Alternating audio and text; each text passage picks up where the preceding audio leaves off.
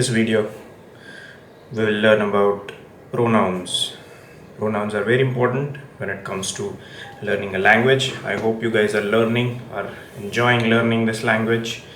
And let me just reiterate a few points for you. That is, if you're willing, not exactly willing, if you're aspiring to learn this language or become better at this language, or simply just you want to brush up and polish your communication skills, it is absolutely imperative for you to cultivate a habit of reading. The more you read, the better your language will be. It is no rocket science, because it is through reading that you can develop your vocab.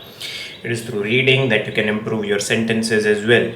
So what happens when you read is your brain, it remembers a certain sentence structures. For example, the kind of sentences that I use currently in my speech, I have read it somewhere in one or the other books, and hence my brain captures the memory of it. This is how you will become good at it. There is no shortcut to learning any given language. I'm not just talking particularly for English only. If you want to get good at any given language, you must have this parallel habit of reading. Secondly, the second point is very important. I'm not saying is less important than reading itself, but a lot of people choose to ignore it. That is communicating. People learn this language. There are people I have met a lot of people all throughout my teaching career who have picked up on this language pretty quickly and pretty easily compared to others, but they do not improve their language beyond a certain point. You know why? Because they do not communicate with others in the language that they learn. So it is also absolutely imperative for you to have a communication buddy, if I may say it so. So find somebody that you can practice your English with, your communication buddy. You both will enjoy the experience, you both will improve your language. So today we focus on pronouns, but just a brief recap of a previous lesson, because it is connected to what we are going to learn in this video. In the previous video about sentence formation, we had discussed SVO. SVO, S is your subject, V is your verb, and O is your object. So for example, if the sentence is Ram is going to Lanka. Ram is going to Lanka. So going is obviously the verb, that is the action word. Who is performing that action? That is Ram. So this becomes subject. Where is he going? Lanka. That becomes the object. Alright. Now the pronouns that we are going to learn in this video, they are different for subject. Those are called subject pronouns. And the pronouns that we use in place of object are object pronouns. It might sound a little bit difficult initially, and if you are having difficulties, I would recommend that initially, for the initial phase, you memorize it. As and when, if you keep on reading, if you keep on communicating, it will come naturally to you. But since you are starting to learn this language, I would recommend you memorize it, because it helps a lot, because it is not nouns that you use very frequently in your speech or in your sentences. It is the pronouns that you use, the words that you replace the nouns with. So this is the concept of subject and object. So pronouns are different for subject and object. So first we are going to focus on subject pronouns. Let me just erase it quickly. Yeah. Now let's see. Let's give it the heading. Subject pronouns. Now all of you must have come across this phenomenon of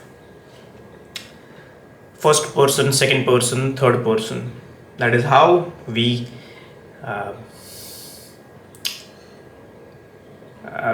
distinguish, or that is how we categorize our pronouns. So let me just make this table, and for those of you who are sitting down with this video with a pen and a paper, I would recommend you note this down and memorize this by heart if you wish to polish your language. So the heading over here is subject pronouns. Here I will write singular. Here I'm going to write plural. This is first person, this is second person, and this is third person. First person is obviously if I am talking about myself. Okay, so the sentence will be I am this, I am that, I am doing this, I am doing that. So that is how first person singular. When you yourself are talking about the group that you are part of, what do you use? We are doing this, we do that, we are going over there, we are the nationals of Bharat, we do this, we do that. So that is first person plural when you're talking about yourself as part of the group. So that is we. Second person is fairly easy to remember because both the times it is you. You're talking to the other person, meaning for example, in our vernacular languages there is a way in which we pay our respects to elders. Okay, we call them aap, and to the young ones or people who are younger to us, we address them directly with a tu.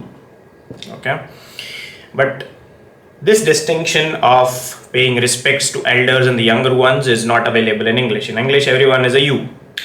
So this sentiment of tu, tum, aap, that is communicated, that is the second person. So it stays you for both singular and plural. So second person singular, second person plural. Subject pronouns for everyone is you, you.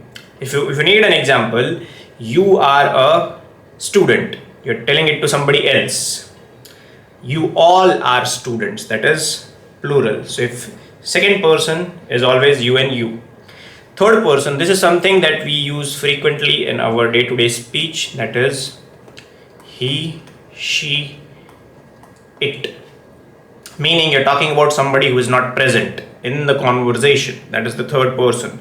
So if I am the first person, the viewer is the second person, then if I'm talking about, let's say for example, anybody else, anybody in my video, that person becomes the third person, and I will address that person as a he, she, or an it. Okay. Yeah, pronouns are gender pronouns are a very controversial and a political thing, but that is not the point of this video. Right now we are just learning the language. So yes, he is obviously used for males, she is used for females, it is used for non-living things and animals as well. But now you see a lot of people have also started using he and she for animals as well. Grammatically, I would not say it's correct, but if you know the gender of the animal, you can address them as he or she. That's perfectly fine. But grammatically, it has to be addressed with an it. So he, she, it becomes third person singular. He is a student. She is a student. It was a wonderful evening. Okay, so that's the subject. And for third person plural, it's always they. Okay, they were the tourists who were killed in Pahalgam. They were the tourists. They did their homework. So we're talking about not me, not you, but the person who is not present in this conversation, that is third person. And if that third person is a group or a lot of people, you address them with a they. All right. If you take one of my online courses, I have exhaustive exercises or worksheets that are related to these particular concepts, because just knowing them is not enough. You must practice them as well.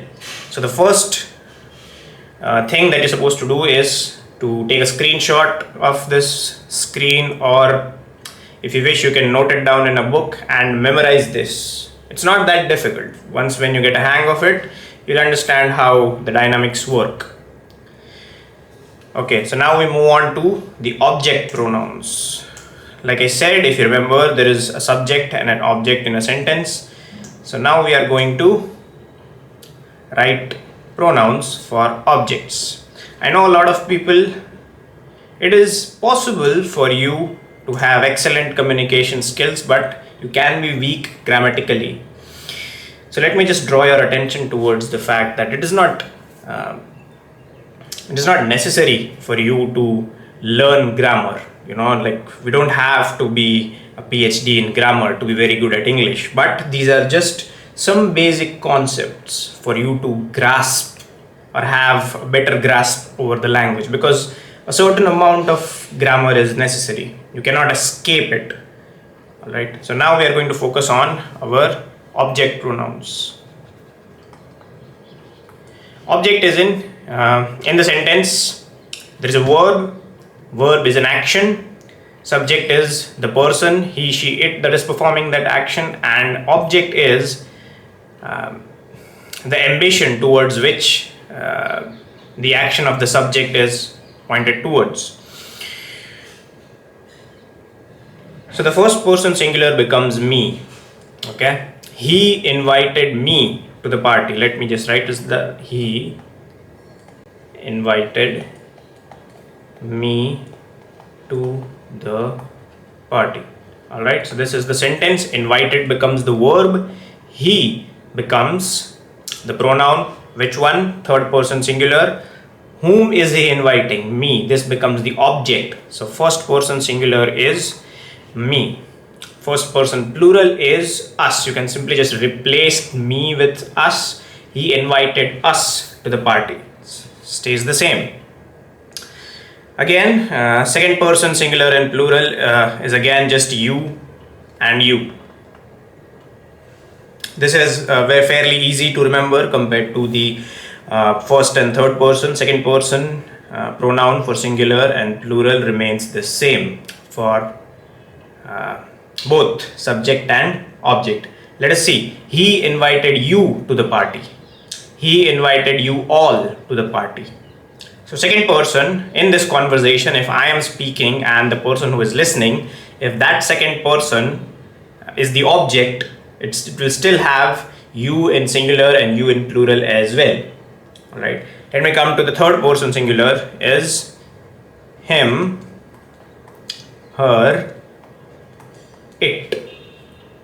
All right. And third person plural is them.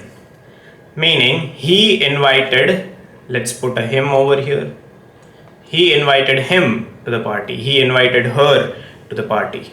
All right. So this is how third person, somebody who is not present in this conversation, that is, we were talking about somebody who is not in this conversation. So how do we address them when they are the object in the sentence? We address them with the pronouns of him, her, it. When it is plural, we use them. We can simply just replace them in this sentence. He invited them to the party. That's it for pronouns. This is very important because every sentence that you frame will have subject, verb and object. So when you have subjects and objects, you cannot keep using their name all the time that you frame a sentence. You will have to eventually replace nouns with pronouns. And these are the 6 plus 6, 12 pronouns, for 6 for subject, 6 for object, and you need to memorize them. Initially it might seem very difficult, but once you catch a hold of it, things become easy. Because this is the first big hurdle towards your fluency in English. Once when you memorize this, when you get good at manipulating these pronouns in a sentence, regardless of whether it is subject or object, your sentence formation, the sentences that you speak, the sentences that you write will improve dramatically. Alright, that's it for this video of pronouns. Don't forget to check out other videos on my channel. Don't forget to subscribe and share this video with people you think are struggling with English language and you think that this video could help them. Thank you for watching.